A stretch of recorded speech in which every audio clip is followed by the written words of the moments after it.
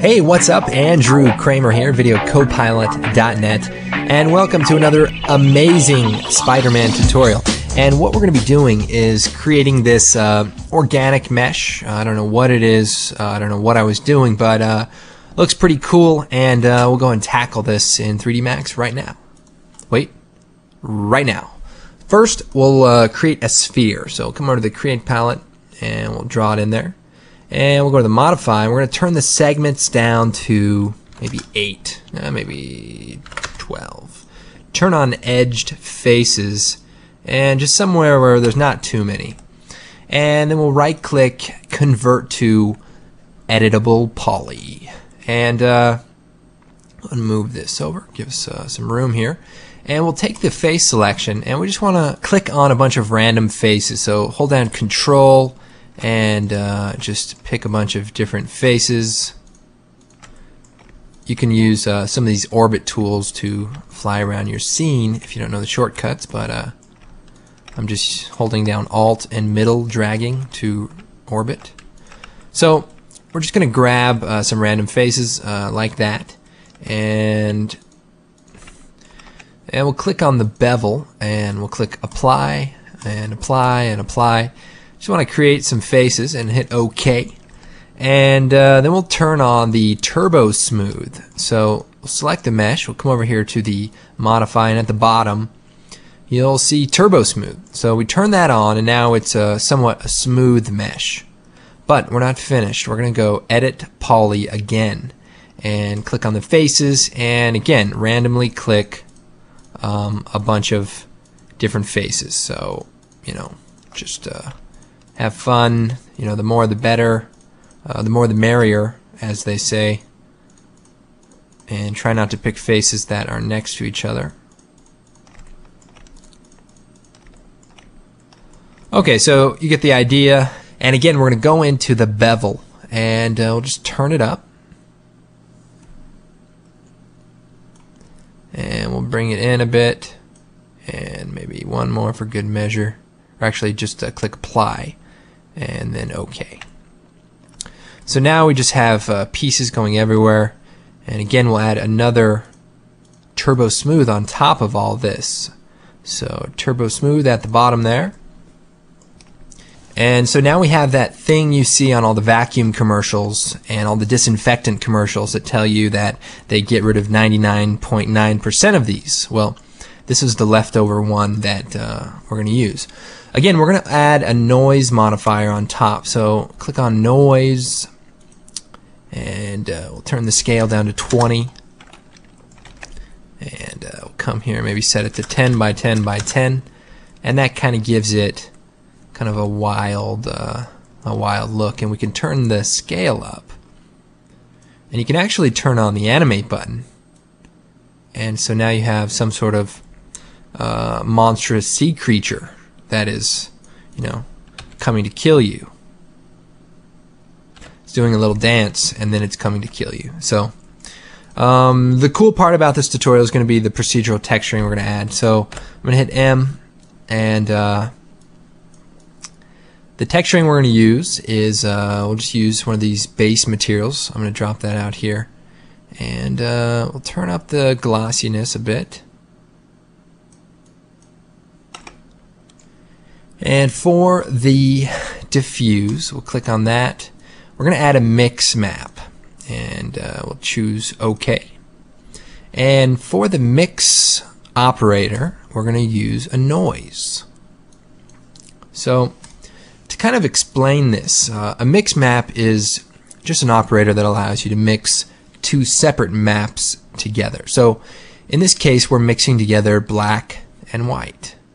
And the way it's being blended is with a noise map. So if you look at a noise map by itself, it looks like that, and that little button lets you see the map you're at. And so this noise, if I scale it down maybe to 10, 25 or so, that map is what's blending these two colors together. So easy enough. We're going to go into the noise, and we want to add a few little things to it. Okay, what I want to do is sharpen up our noise. So first we'll go ahead and set it back to about 60, and turn it to fractal, which gives it a little bit more noise detail. And we're going to go ahead and bring the high amount to about 0.5 and the low amount to about 0.4. And that way it's just a little bit more contrasted, so you can kind of see what that does. Maybe turn that up to 5 so that there's a little more detail. So go and pull out. Alright, we'll click on the first map. We'll add a cellular, and that kind of looks like that. We'll set it to fractal and turn the size up to about 40. And I might go into the color here and just brighten it up so there's just a little bit more contrast. And we'll close that and we'll move up. Okay, we'll go and add the second map. So click on it. We're going to add a noise and choose OK. And we're going to set it to fractal and we're going to make it very small, like 1. And then we'll go out. And so basically that's what we have at this point. So we'll go and close that and we'll move up. And so now we have this sort of funky map. And what I'm going to do then is take it and drop it into the bump channel. And we'll make it a copy and we'll set it to about 50. So if I click on here and show that. Okay, so if I render this out quick, you can see we have a very weird looking texture.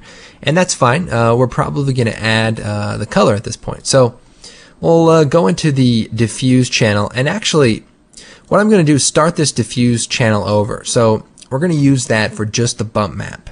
And we're going to come in here and we're going to copy the noise. So copy the noise only. And we're going to go ahead and add a fall off. So we'll click on the diffuse, we'll choose fall off. And the fall off is a very cool map that really gives you lots of possibilities. And if I go in here and maybe I'll change the color here to, you know, like a reddish color, and maybe make this black. I'll go ahead and render this out. You know, it can be used to create some very, very interesting, you know, results. Sometimes it can look, let's see, you know, it can look cellular and, you know, kind of have a micron look to it.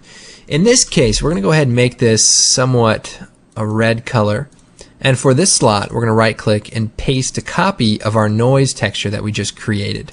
And we'll go into that and we'll go ahead and swap it so the black is here, and we'll make this color sort of a brownish color.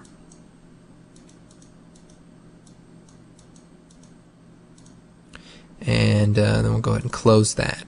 So blur this out a little bit, maybe 20 or so. And so now if we render our image, you can see we're sort of mixing that together, and it kind of creates the look of multiple surfaces and multiple, you know, areas and textures. So it's pretty cool. I might darken this and, you know, desaturate this one a little bit. So depending on, you know, what you want it to look like, those are the ones you want to play with. And we'll go back up, come up here. We'll set the specular color to like a goldish orange color. And so we kind of zoom in here, and you can see we've got a pretty cool little object. And once you create that material, it looks kind of weird, but we can name it, you know, skin, close that. And then we can maybe duplicate a few of these little weird things. So we'll go hold down shift and just drag another copy over here. Maybe rotate it,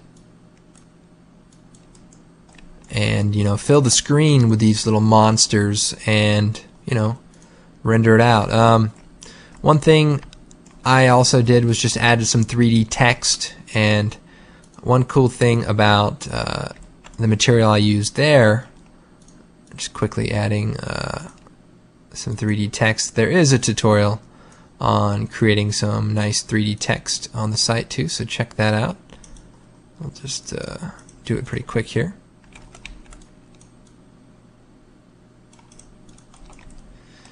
And the material I used, hit M by the way to bring up the materials, is I just used a regular material with a slight self-illumination.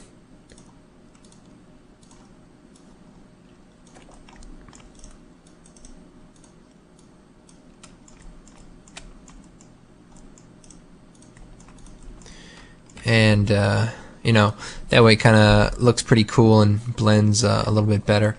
Well, I hope you guys enjoyed this tutorial. Be sure to check out videocopilot.net. We've got some other tutorials. We have the blog, the forum, and of course our great products. So be sure to check those out. Until then, I will see you next time.